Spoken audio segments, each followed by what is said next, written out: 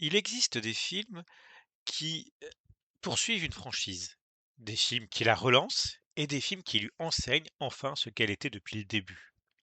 Star Trek 2, La colère de Khan, appartient à cette troisième catégorie. Il ne se contente pas de réparer les faiblesses de Star Trek le film, il redéfinit la matière même de Star Trek. Non pas en agrandissant son univers, mais en resserrant son cadre autour de quelques hommes vieillissants, d'une rancune demeurée intacte et d'un vaisseau qui, pour la première fois, paraît susceptible de mourir. Sorti en 1982, mise en scène par Nicolas Meyer, La colère de Cannes est régulièrement présentée comme le meilleur long métrage de la saga. Cette réputation est méritée, mais peut-être pour de mauvaises raisons. On loue souvent son méchant, son rythme, sa bataille finale ou la mort de Spock, tout cela est juste, mais le véritable sujet du film n'est ni Khan, ni le dispositif Genesis, ni même la vengeance. Son véritable sujet, c'est le temps. Le temps laissé derrière soi, le temps que l'on refuse de voir passer, le temps qui transforme les exploits en souvenirs, les conquérants en officiers administratifs, les fils abandonnés en adultes hostiles et les promesses d'immortalité en simple plaisanterie de vestiaire. Khan veut revenir dans le passé pour y achever une humiliation vieille de 15 ans. Kirk, lui, doit apprendre qu'il n'est plus l'homme qu'il était 15 ans plus tôt. Entre eux se tient Spock, le seul personnage qui accepte pleinement que le temps puisse avoir une fin. La colère de Cannes est donc moins un space opéra qu'un mélodrame sur la cinquantaine, déguisé en bataille navale. C'est Moby Dick dans l'espace, The Enemy Below au milieu des étoiles, Shakespeare sur une passerelle de commandement. Et peut-être le premier blockbuster moderne à demander à son héros non pas comment il va triompher, mais comment il va vieillir. En 79, Star Trek le film avait essayé de devenir 2001 l'Odyssée de l'espace. Robert Wise, cinéaste autrement immense, réalisateur du jour où la Terre s'arrêta, de La Maison du Diable, de West Side Story et monteur de Citizen Kane, avait transformé l'Enterprise en cathédrale technologique. Son film avançait lentement, solennellement, au milieu de nappes lumineuses, de machines insondables et de très longues contemplations d'écran. Ce premier film possède une beauté froide, parfois funèbre. Il traite l'espace comme Stanley Kubrick traitait le monolithe, un mystère devant lequel l'être humain doit se taire. Mais il laisse les personnages en périphérie de leur propre aventure. Kirk, Spock et McCoy deviennent presque les visiteurs de l'immense dispositif plastique construit autour d'eux. La colère de Cannes accomplit exactement le mouvement inverse. Il ne demande plus ce qu'il existe au-delà de l'humanité, mais ce que l'humanité fait de ses blessures les plus ordinaires, la peur de vieillir, le ressentiment, la paternité ratée, la loyauté, le deuil. Le premier film regardait vers l'infini, le deuxième regarde les rides de William Shatner.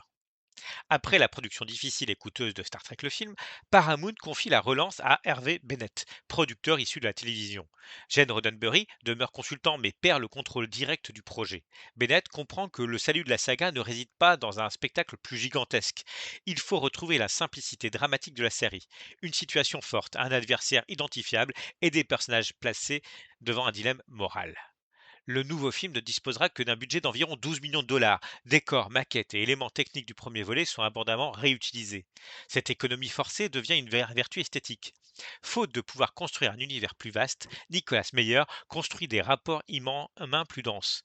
Le succès sera considérable avec près de 79 millions de dollars de recettes sur le seul marché américain et permettra réellement la survie cinématographique de la franchise.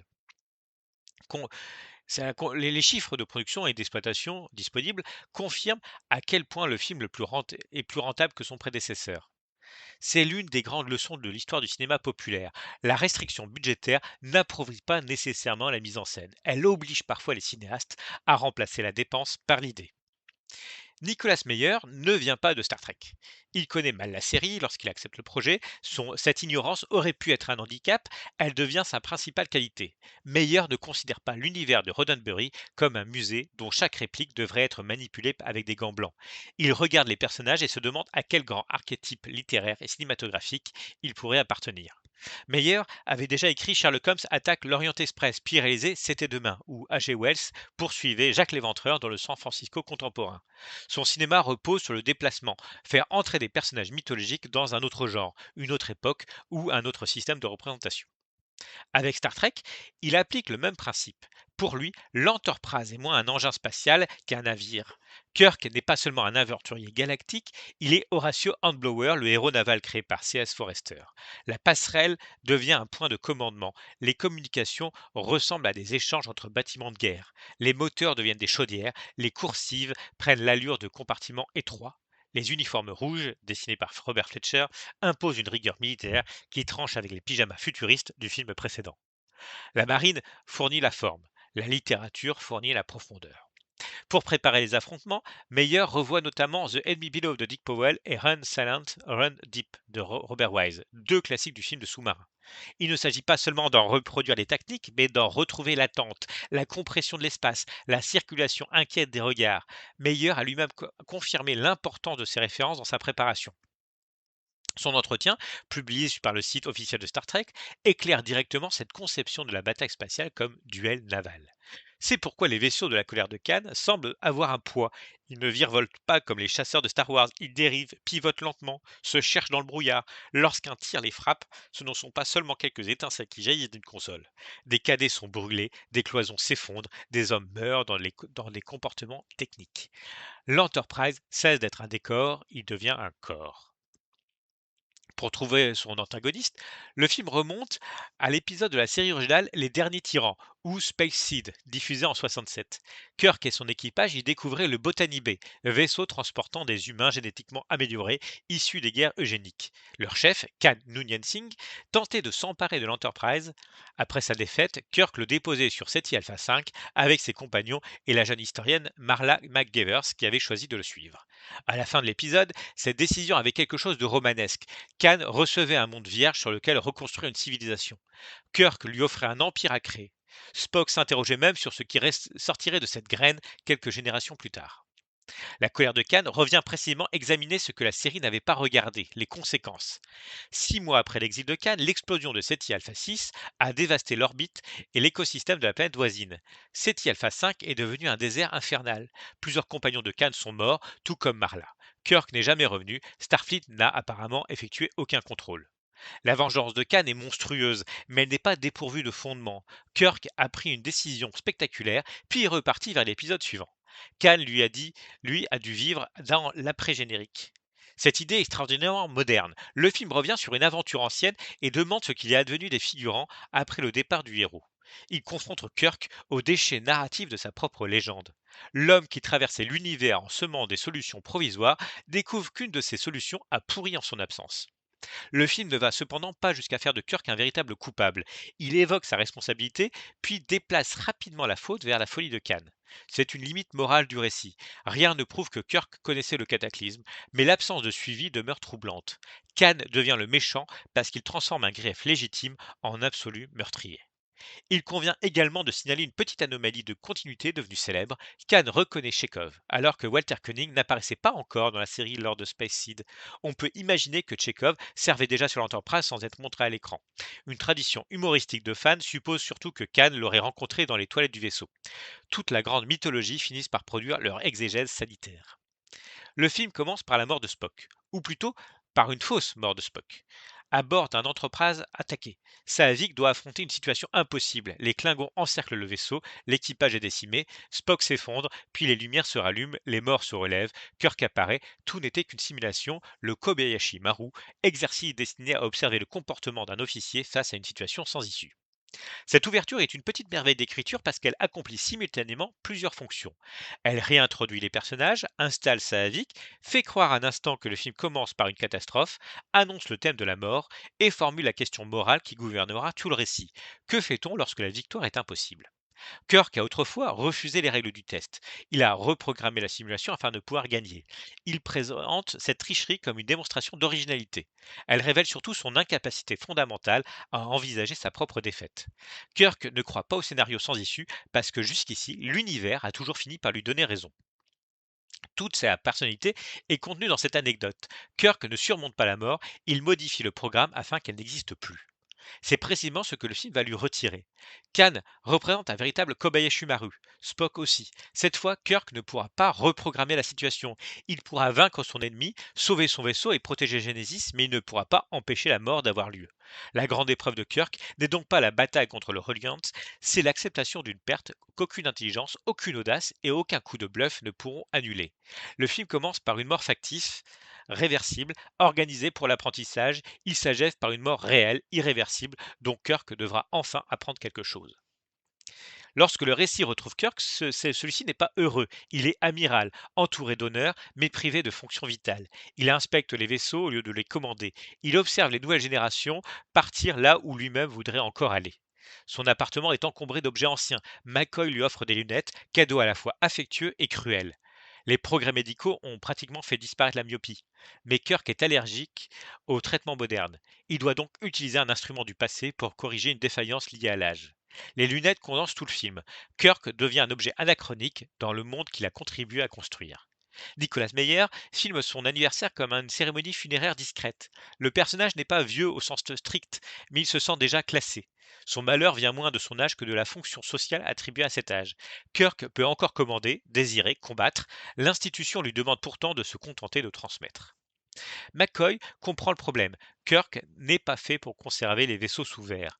Sans l'Enterprise, il ressemble à Sherlock Holmes privé d'enquête, une intelligence qui commence à se dévorer elle-même.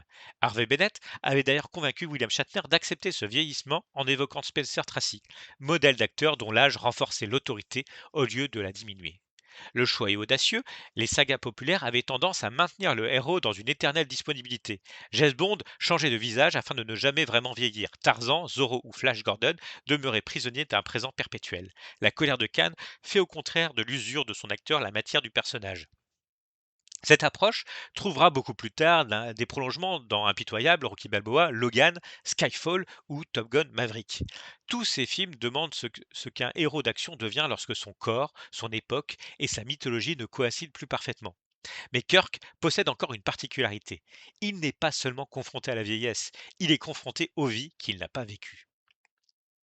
Le retour de Carol Marcus transforme le film de vengeance en mélodrame familial. Brillante scientifique, responsable du projet Genesis, Carol a autrefois aimé Kirk. De cette relation est né David, fils dont Kirk s'est tenu éloigné.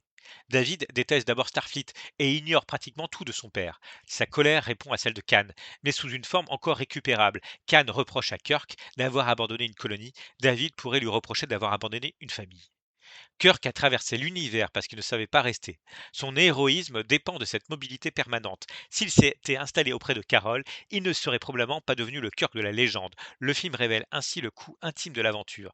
Derrière le grand capitaine se trouve un homme qui a choisi la disponibilité héroïque au détriment de la continuité affective. Ce n'est pas une condamnation frontale. Carol explique qu'elle souhaitait que David grandisse loin de l'univers de Starfleet. Mais le visage de Kirk indique tout ce que cette justification ne suffit pas à effacer. Il découvre un fils au moment même où il commence à se demander ce qui laissera derrière lui. Khan et David représentent alors deux formes opposées de postérité. Khan est le passé devenu rancune, David est l'avenir encore incertain. Pour survivre moralement, Kirk doit cesser de regarder uniquement vers le premier et accepter le second. Le personnage de David ne sera malheureusement jamais développé à la hauteur de cette intuition. Pourtant, dans la colère de Khan, il donne à Kirk une gravité nouvelle. Le capitaine séducteur de la série découvre qu'une ancienne conquête n'était pas seulement un épisode, elle avait une suite. Encore une fois, le film explore l'après-générique. Ricardo Montalban compose un Khan immense, théâtral, presque sculptural. Sa poitrine découverte, ses gants, ses tissus déchirés et sa chevelure donnent au personnage l'apparence d'un prince barbare sorti d'un péplum post-apocalyptique. Il semble régner sur les ruines d'un monde dont il aurait lui-même inventé la religion. L'interprétation pourrait facilement sombrer dans le ridicule. Montalban choisit au contraire de faire de l'excès une méthode. Khan ne parle pas, il proclame. Il ne menace pas, il récite sa propre légende. Ses silences eux-mêmes ont quelque chose d'impérial. Ce jeu appartient à une tradition antérieure au naturalisme dominant du cinéma américain des années 70. Khan pourrait entrer dans un film de Cecil B. 2000 ou d'Anthony Mann. Sa performance évoque moins le réalisme psychologique que le grand geste tragique. Il sait qu'il est devenu un monstre, mais tient à ce que ce monstre conserve une diction parfaite. Khan est souvent présenté comme l'égal intellectuel de Kirk. Ce n'est pourtant pas exactement ce que montre le film. Il possède une intelligence supérieure, une mémoire exceptionnelle et une grande capacité stratégique. Mais il manque d'expérience dans le combat spatial. Surtout, son intelligence a cessé de fonctionner librement. Elle est entièrement soumise à sa haine. Kirk sait modifier une stratégie, Khan ne sait que poursuivre. Son fils symbolique, Joachim, le met plusieurs fois en garde. Il possède un vaisseau, Genesis, et la possibilité de partir. Khan pourrait reconstruire une existence, il refuse parce que toute vie qui ne conduirait pas à Kirk lui semblerait vide. Voilà le vrai sujet de la colère, non pas son intensité, mais son pouvoir de réduction. Khan, qui pourrait embrasser l'univers entier, finit par ne plus voir qu'un seul homme. L'influence la plus explicite est celle de Moby Dick. Un exemplaire du roman de Herman Melville apparaît parmi les livres de Cannes. Celui-ci emprunte à Ahab plusieurs formulations et transforme Kirk en baleine blanche. Cette référence ne constitue pas une simple décoration littéraire, elle définit la structure morale du récit. Comme le capitaine Ahab, Khan a subi une mutilation, même si la sienne est moins corporelle qu'historique. Il a perdu son monde, sa femme, une partie de son peuple et l'image glorieuse qu'il conservait de lui-même. Kirk devient l'objet sur lequel il concentre toutes ses pertes. Peu importe que l'explosion de SETI Alpha 6 ne soit pas causée par Kirk, Khan a besoin d'un responsable humain pour donner une forme à son malheur. Dans le roman de Melville, la baleine blanche finit par absorber toutes les significations possibles. Pour Ahab, elle devient le visage visible d'un univers qui lui résiste. Kirk joue le même rôle pour Khan. Il est simultanément le geôlier, le juge, l'abandonneur, le survivant heureux et l'homme qui continue d'exister alors que le monde de Khan s'est effondré. La vengeance devient donc une métaphysique. John Huston avait déjà porté Moby Dick à l'écran en 56, avec Gregory Peck en Ahab. Mais la colère de Khan en propose presque une adaptation clandestine. Le Reliant et le Pécode, les compagnons de Khan, sont un équipage entraîné vers la destruction par l'obsession de leur capitaine. La nébuleuse de Mutara devient l'océan opaque où la proie et le chasseur échangent progressivement leur position.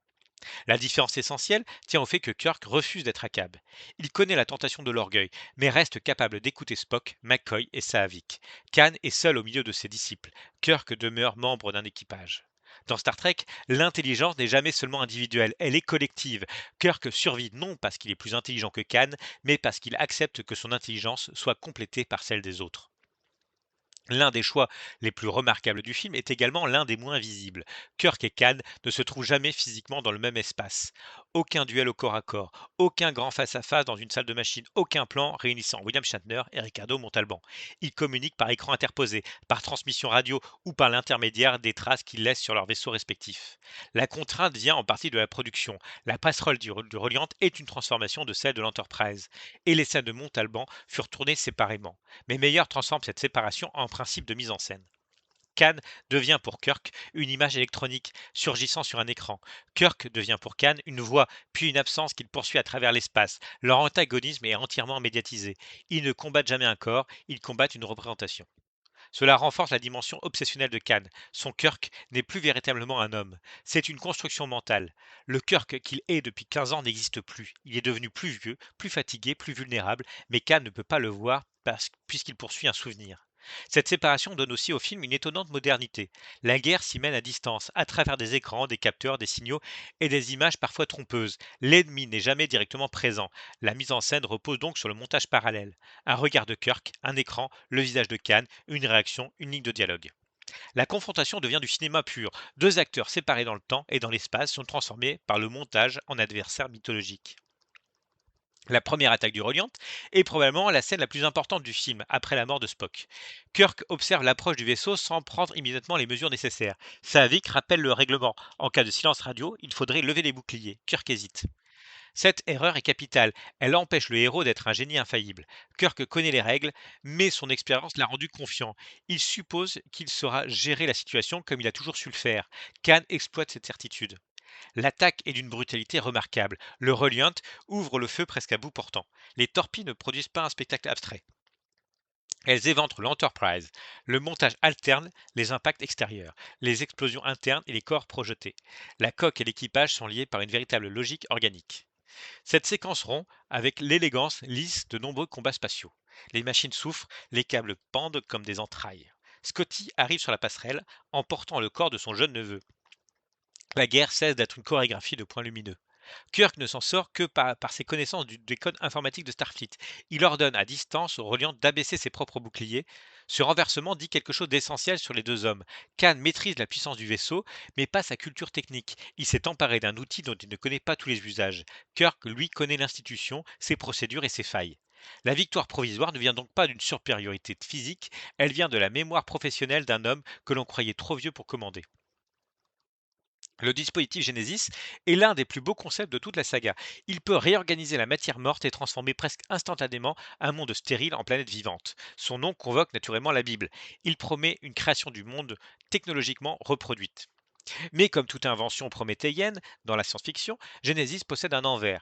Utilisé sur une planète déjà habitée, il détruirait toute vie existante pour la remplacer par une nouvelle matrice. La machine de création est donc simultanément une arme d'extermination. Cette ambiguïté rattache le film à Frankenstein, au mythe de Faust et au cinéma de l'âge atomique. Genesis ressemble au rêve de la bombe nucléaire inversée. Non plus produire la mort à partir de la matière, mais produire la vie à partir de la mort. Pourtant, le mécanisme reste identique. Une énergie absolue ne devient pas morale simplement parce qu'elle porte un nom biblique. La vidéo de représentation de Genesis constitue par ailleurs un jalon majeur de l'histoire des effets visuels. Réalisée par le groupe informatique de Lucasfilm, dirigé par Alvy Smith, cette séquence d'un peu plus d'une minute figure parmi les premiers passages entièrement créés par ordinateur, intégrés à un long métrage. Sa réalisation aurait représenté environ 2 années par personne de travail. Le Computer History Museum en retrace la fabrication et l'importance. Voilà. L'ironie est magnifique au milieu d'un film qui privilégie les maquettes, les décors recyclés et les effets mécaniques. L'image de la création d'un monde annonce le futur numérique du cinéma. Mais Meyer utilise Genesis moins comme une démonstration technologique que comme un principe symbolique. Le film tout entier repose sur l'idée qu'une mort peut nourrir une naissance. Khan transforme Genesis en bombe, Spock transforme sa propre mort en possibilité de survie collective. La planète finale où repose son cercueil devient un monde littéralement né d'une destruction. Genesis n'est pas seulement un objet dans le récit, c'est sa structure profonde. Kirstie Alley fait ici ses débuts au cinéma dans le rôle de Saavik. Son personnage aurait pu n'être qu'un Spock de remplacement, une jeune Vulcaine logique, chargée de poser les questions auxquelles les spectateurs ont besoin qu'on lui réponde. Mais Alley lui donne une vulnérabilité intéressante. Saavik maîtrise la doctrine sans encore comprendre le commandement. Elle connaît les procédures, mais ignore le prix humain des décisions. Le Kobayashi Maru lui apprend théoriquement l'existence de la mort. L'attaque du Reliant et le sacrifice de Spock l'obligent à la rencontrer réellement. Saavik fonctionne également comme le regard de la nouvelle génération sur Kirk. Elle connaît sa légende, notamment son traitement peu orthodoxe du Kobayashi Maru. Elle admire son audace tout en percevant progressivement le danger de son orgueil. Le film organise ainsi une circulation entre trois âges. Kirk, encore capable d'agir mais confronté au vieillissement. Spock, arrivé à une forme de maturité spirituelle. Saavik, qui commence seulement à comprendre que le commandement ne consiste pas à éviter toute perte, mais à décider lesquelles peuvent être acceptées.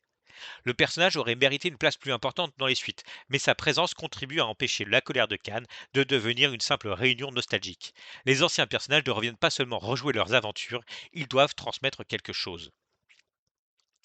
William Shatner possède un style de jeu immédiatement reconnaissable. Sa diction fragmentée, ses pauses, ses accélérations et son rapport presque physique à la phrase peuvent produire une énergie formidable ou basculer dans la parodie. Nicolas Meyer comprend qu'il ne faut pas supprimer sa dimension théâtrale, mais la fatiguer. Il multiplie parfois les prises jusqu'à ce que Shatner abandonne les effets préparés et trouve une forme de simplicité. La méthode donne au film plusieurs de ses plus beaux moments. Lorsqu'il apprend l'existence de David, Kirk ne se livre pas à une grande démonstration. Quelque chose s'affaisse en lui. Lorsqu'il croit avoir été abandonné sous terre, son appel furieux à Khan est volontairement excessif. Mais l'excès fait partie du piège. Kirk joue la panique pour conforter son adversaire dans son sentiment de victoire. Cette scène rappelle qu'il ne faut jamais confondre le jeu de Kirk et celui de Shatner. Kirk est lui-même un acteur. Il bluffe, exagère, ment, improvise. La théâtralité devient une arme de commandement. Mais face à la mort de Spock, il n'y a plus rien à jouer. Shatner se retrouve presque immobile devant la vitre, son visage cherche encore une solution. L'émotion née de cette intelligence devenue inutile. Pour la première fois, Kirk ne trouve ni stratégie, ni réplique, ni échappatoire. Le grand mérite de Shatner est alors de montrer non pas un homme qui pleure immédiatement, mais un homme qui ne comprend pas encore comment pleurer. Leonard Nimoy avait accepté de revenir notamment parce que Spock devait mourir. Le projet lui offrait une véritable conclusion dramatique et le personnage semblait avoir achevé son parcours. Cette mort est préparée dès le commencement. Le faux décès du Kobayashi Maru agit comme une répétition générale. Plus tard, Spock et Kirk parlent de commandement, de la logique et du sacrifice. Tout converge vers la salle des machines. Après l'activation du dispositif Genesis par Khan, l'Enterprise ne peut plus pas s'éloigner assez rapidement. La propulsion est hors service. Spock entre alors dans une chambre irradiée et répare le moteur en sachant que l'exposition lui sera fatale. Le geste est profondément vulcain, mais il n'est pas froid. Spock ne se sacrifie pas parce qu'il serait dépourvu d'émotion, il le fait parce que son amour pour l'équipage trouve sa forme la plus claire dans la logique. L'intérêt du plus grand nombre justifie le don d'une seule vie, surtout lorsque cette vie est la sienne. La scène derrière la vitre est remarquable par sa simplicité. La paroi transparente permet aux deux personnages de se voir, mais interdit tout contact. Kirk et Spock approchent leurs mains sans pouvoir les joindre. Ce geste pourrait être mélodramatique, il devient presque abstrait, comme un signe tracé sur l'écran. La vitre matérialise la mort, avant même que celle-ci n'arrive. Spock est encore visible, encore capable de parler, mais déjà placé dans un espace inaccessible. Nimoy joue la scène sans emphase. Son corps se dégrade, sa voix faiblit, mais son esprit reste tourné vers Kirk. Il ne lui demande pas de le sauver, il lui demande de comprendre. C'est l'ultime différence entre Spock et Khan. Tous deux vont mourir. Khan utilise son dernier souffle pour tenter d'emporter les autres avec lui. Spock utilise le sien pour permettre aux autres de vivre. Deux morts, deux conceptions de l'existence. La bataille finale transforme l'espace en brouillard. Dans la nébuleuse de Mutara, les boucliers et les capteurs deviennent inutilisables. Les deux vaisseaux sont aveugles. La technologie sophistiquée qui faisait la fierté de Starfleet se trouve soudain neutralisée. Visuellement, Meyer abandonne la clarté graphique de Star Wars. Les maquettes surgissent lentement au milieu de nuages rouges, bleus et violets. Les silhouettes se devinent avant de se distinguer. Le combat ne repose plus sur la vitesse, mais sur l'attente. Le montage emprunte directement au cinéma de sous-marin. Visage silencieux, communication réduite, carte tactique, estimation de la position adverse, écoute de son dont il faut interpréter la provenance. La nébuleuse devient un océan vertical. C'est ici que se révèle la faille stratégique de Khan. Spock observe qu'il pense en deux dimensions. Khan commande le reliant comme un navire posé sur une surface plane. Kirk se souvient que l'espace possède un dessus et un dessous. L'Enterprise plonge sous le plan de bataille, attend le passage du reliant puis remonte derrière lui. Cette résolution peut paraître élémentaire, elle est pourtant parfaitement cohérente avec la psychologie des personnages. Khan est incapable de penser en trois dimensions parce que sa vengeance a aplati le monde. Elle a supprimé toutes les directions qui ne conduisent pas à Kirk. Kirk gagne en changeant de niveau. Il remporte également la bataille parce qu'il accepte momentanément de disparaître. Khan veut le voir, l'atteindre, confirmer sa domination. Kirk utilise l'invisibilité, le silence et la patience. Le vieux capitaine flamboyant comprend que la victoire peut exiger de ne plus occuper le centre de l'image. La bataille de Mutara ne constitue donc pas seulement le sommet spectaculaire du film, elle est la traduction visuelle de son conflit moral. Khan reste prisonnier d'une ligne droite tracée depuis son passé. Kirk redécouvre qu'un avenir suppose plusieurs directions. La musique de James Horner joue un rôle essentiel dans cette transformation navale de Star Trek. Jerry Goldsmith avait composé pour le premier film une partition majestueuse, métaphysique, dont le thème redeviendrait plus tard celui de Star Trek La Nouvelle Génération. Pour le deuxième volet, le budget réduit et la volonté d'un nouveau départ conduisent à choisir Horner, alors âgé d'à peine 29 ans. Sa partition ne cherche pas à imiter Goldsmith. Elle apporte un sentiment de jeunesse paradoxale à un film consacré au vieillissement. Les cuivres évoquent l'appel du large, les cordes dessinent le mouvement des vagues et les grandes lignes mélodiques donnent l'impression que l'Enterprise navigue plutôt qu'il ne vole. Horner s'inscrit dans l'héritage de Korngold et des films d'aventure maritimes hollywoodiens. Sa musique peut rappeler les voiles, les horizons et les départs. Elle fait de l'espace un océan romantique. Le thème de Cannes est plus heurté, plus court, dominé par une menace presque animale. À l'inverse, la musique associée à l'Enterprise s'étend, respire et regarde vers l'horizon. La différence musicale recoupe le conflit entre les personnages. Khan est enfermé dans un motif obsessionnel.